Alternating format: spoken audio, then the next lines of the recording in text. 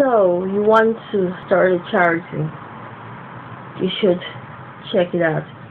If you can afford to start a charity, do you have the capital to start a charity? Do you have a team of people to start a charity, or are you going to depend on me, or are you going to depend on Michael, my husband, or are you going to depend on a third party? In other words, can you start a charity? These are the questions you have to ask. Sometimes it's best to donate to charity or charities of your choice, and you don't have to start a foundation or a charity if you cannot afford it, because when you're trying to start a charity you cannot afford, it could cause suspicion, it could look like exploitation, you could be viewed as and like a thief, it could be seen as fraudulent, especially when the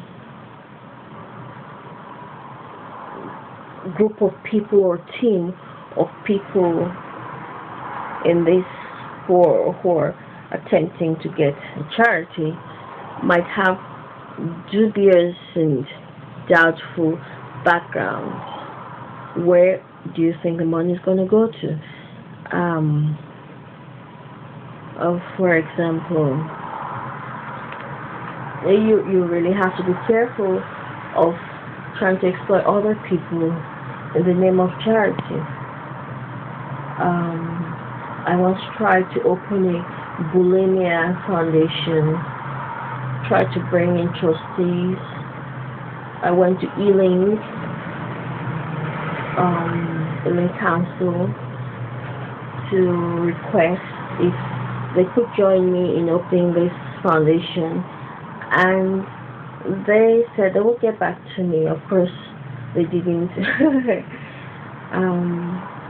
So I tried to start a foundation myself, a bulimia foundation, and I sent over some 500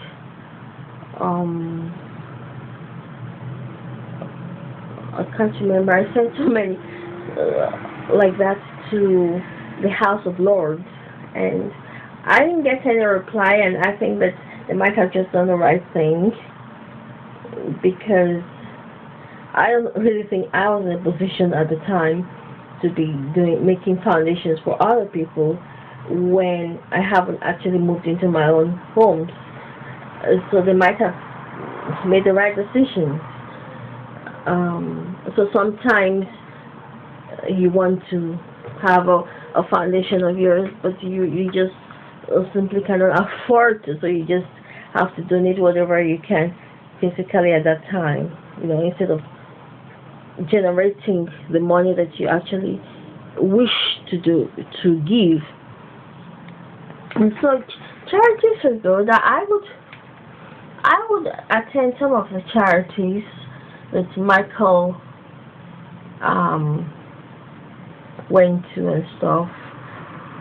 He used to go to these charities in Oxford and so on. So I will bring with me blankets and my other kids where it is necessary. We'll try to visit charities, but we're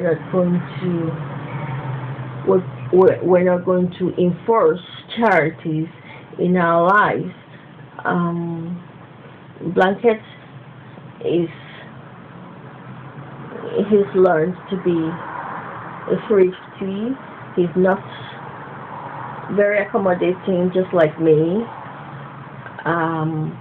because you have to be accommodating when you have the resources. Otherwise, how are you going to maintain resources for other people in an emergency? And so I do not encourage strangers to live in my house, and that way we have to ask them to vacate our premises, because I can only take responsibility for myself, and it shows the kind of person that I am and should be, because you, they're not my responsibility. How am I going to help when I can't help anymore? So it's all about affordability and honesty.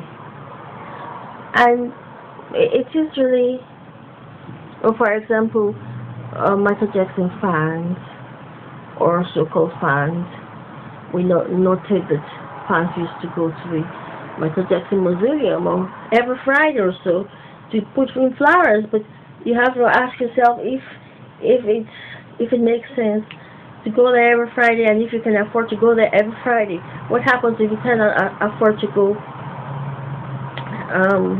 put flowers there every Friday anymore? So you have to have a budget. You have to have a plan in life. You have to be honest. Make honesty a friend. Make the truth your own. You know, it really, really helps both you and others, you know. And who knows, you might save both yourself and others who are listening to you in that manner.